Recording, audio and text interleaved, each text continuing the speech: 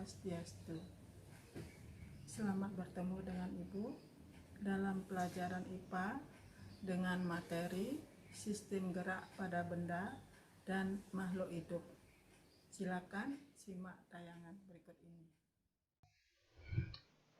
Tujuan pembelajaran hari ini adalah setelah mengikuti kegiatan pembelajaran dengan menggunakan metode jarak jauh atau daring dan metode literasi, serta menumbuhkan sikap menyadari kebesaran Tuhan, sikap rasa ingin tahu, jujur dan berani mengemukakan pendapat, siswa diharapkan dapat 1.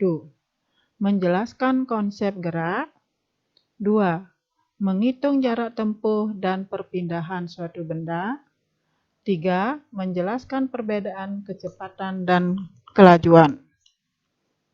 Yang pertama, kita mulai dengan konsep gerak.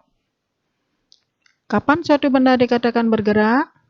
Nah, suatu benda dikatakan dia bergerak terhadap suatu titik acuan jika kedudukan benda tersebut mengalami perubahan terhadap titik acuan atau mengalami perubahan posisi. Benda yang bergerak akan melalui lintasan berupa ada lintasan lurus, ada melingkar atau dengan istilah parabola, dan tidak beraturan. Gerak lintasan lurus melibatkan 3 dimensi atau 3 faktor. 1. Waktu atau T, jarak atau S, dan kecepatan atau V.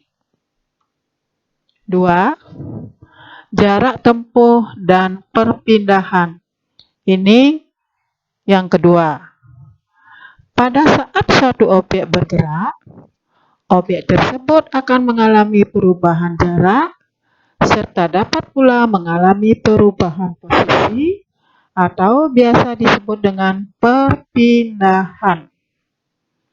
Berikut dijelaskan lebih lanjut sebagai berikut. Ibu jelaskan ya. Jarak merupakan panjang seluruh lintasan yang ditempuh suatu objek yang bergerak. Dan jarak hanya memiliki nilai. Selanjutnya, perpindahan merupakan panjang lintasan lurus yang diukur. Ingat, yang diukur dari posisi awal dengan posisi akhir dari objek tersebut. Perpindahan memiliki nilai dan arah. Sebagai contoh, jika bergerak lurus sejauh 70 meter ke arah timur, kemudian berbalik lagi dan berjalan kembali ke barat sejauh 30 meter. Berapakah total jarak? Total jaraknya adalah sebesar 100 meter. Akan tetapi, perpindahan yang kamu lakukan hanya sebesar 40 meter karena titik akhir kamu berada sekarang hanya sejauh 40 meter dari titik awal. Perhatikan gambar di bawah ini. Ibu sudah buatkan, itu ada sumbu X. Ya. Nah, yang ketiga, kita menghitung kelajuan dan kecepatan. Jika melihat suatu objek yang bergerak, artinya kalau anak-anak melihat benda itu sedang bergerak, maka biasanya yang paling kita perhatikan adalah secepat apa objek tersebut bergerak. Di sini terdapat 2 istilah, yaitu kelajuan dan kecepatan. Apa artinya kelajuan? Kelajuan adalah perbandingan antara jarak yang ditempuh objek dengan selang waktu yang diperlukan. Sehingga dapat dirumuskan, kelajuan adalah jarak yang ditempuh dibagi dengan selang waktu.